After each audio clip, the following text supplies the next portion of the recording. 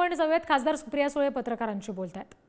त्यामुळे पुढच्या social सेक्टरच्या schemes असतील, या सगळ्या स्कीम्स जर असंच फिस्कल डेफिसिट वाढत राहिलं तर या प्रेशर खाली येऊ शकतात आणि तीच परिस्थिती अनेक राज्यांमध्ये। आंध्र प्रदेशचे सगळे खासदार एका आवाजात म्हणत होते की इतक्या गोष्टी आंध्राच्या आधीच्या सरकारने केलेल्या आहेत की त्याचा व्हाईट पेपर आम्ही काढणार आहोत। तशीच परिस्थिती अनेक बाकीच्याही राज्यांमध्ये असं दिसतंय साधारणपणे त्या बजेट सेशनमध्ये।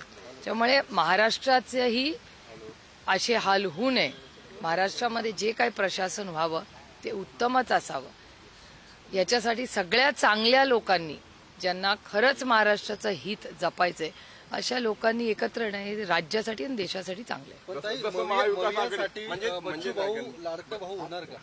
त्यांना विचारा ना, बच्चू भाऊ म्हणून सगळ्या चांगल्या लोकांनी एकत्र येण्याचं आवाहन ताईंनी केलेलं आहे। मी जसं आता म्हटलं की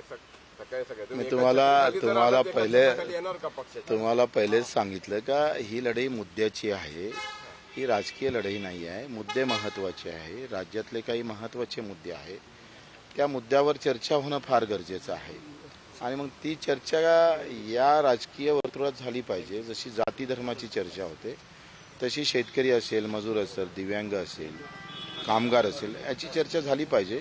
तो एक प्रामाणिक प्रयत्न मी करतोय।